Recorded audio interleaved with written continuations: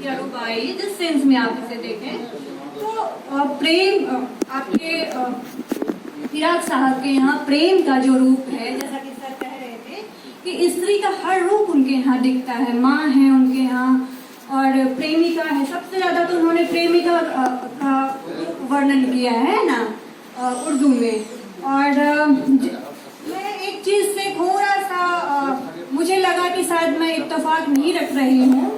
Sir ने जो कहा कि हिंदी शब्द बहुत हैं उनके यहाँ, लेकिन जैसा मैं पढ़ी थी फिराक गोरखपुरी के बारे में कि हिंदी से उनको जातीय दुश्मनी, मतलब कि इस हद तक दुश्मनी थी उनकी हिंदी शब्दों से कि वो हिंदी के शायरों का मजाक उड़ाया करते थे।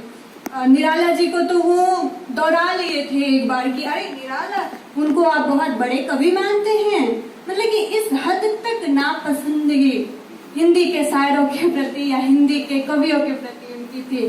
तो जो हिंदी पट्टी से थे, हम सब जानते हैं, गोरखपुर से थे, और उर्दू में इतना ज्यादा लिख पाना और इस मिजाज को दर्शा पाना, ये भी बहुत बड़ी बात है। और हिंदी लिपि के भी, जो देवनागरी लिपि है ना, उस लिपि के भी विरोधी थे वो। और एक तरह से कह लीजिए कि उर्दू लिपि या उर्दू शब्द या फिर उर्दू शायरी की वो दीवानगी की हद तक प्यार करने वाले इंसान अगर कोई हैं उर्दू शायरान में, तो वो आपके फिराक गोरखपुरी जी हैं। और दूसरी बात कि उनकी जातीय जिंदगी को लेके भी बहुत उन पे इल्जाम लगाया गया। ये भी कहा गया कि जो आजकल बहुत हिंदी साहित्य में आजकल बहुत चर्चा है कि वो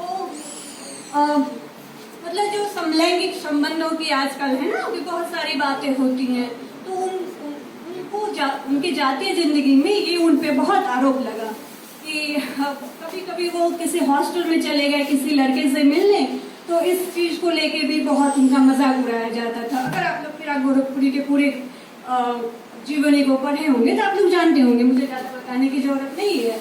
और ऐसा कहा जाता है कि उनके पुत्र ने शायद इसी कारण से आत्महत्या भी कर ली थी। तो एक ऐसा शायर माफ कीजिएगा, जो कि अपनी जिंदगी में अंतिम दिनों में उनके व्यक्तित्व को बहुत रिड्यूस कर दिया गया। मतलब कि अगर चूंकि मैं उनके ये सारी चीजों को बहुत ज्यादा नहीं जानती, ओवरऑल ही मैं चर्चा कर पाऊंगी।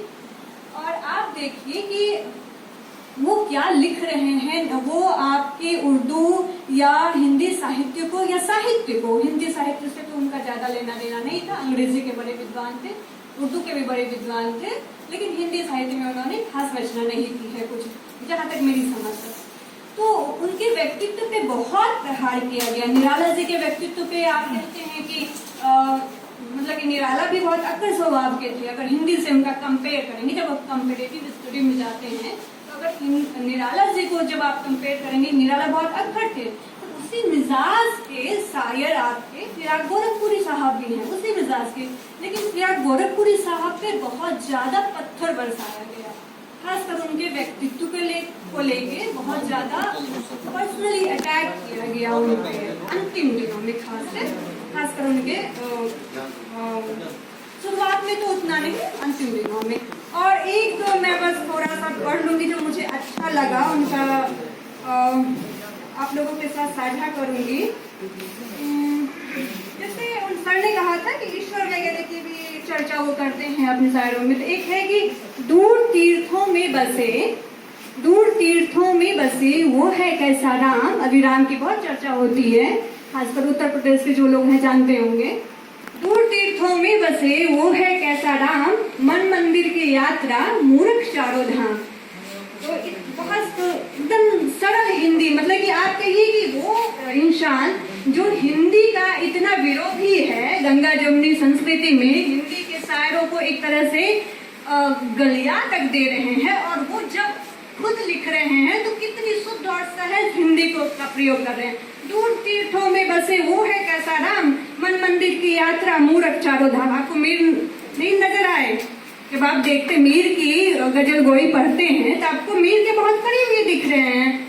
मीर भी क्या कहते हैं कि अभी टुक रोते रोते सो गया है। तो हिंदी की जो एकदम शुरुआती जो अवस्था होती है ना, खड़ी बोली हिंदी की, तो वो आप देख रहे हैं। और ये कब लिख रहे हैं? आपके इस सदी में आके। और एक तो मैं आप लोगों से साझा करूंगी, एक बच्चे ने अभी पढ़ा भी था, मुझे भी अच्छा लगा था। एक मुद्दत से तेरी याद भी आई ना हमें, जहाँ प्रेमिका की बात होती है। एक मुद्दत से तेरी याद भी आई ना हमें, और हम भूल गए हो तुझे ऐसा भी नहीं। तो प्रेमिका को कोई भूल भी नहीं सकता है, चाहे उम्र के किसी भी पड़ाव पे आप आ जाए। बहुत शुक्रिया।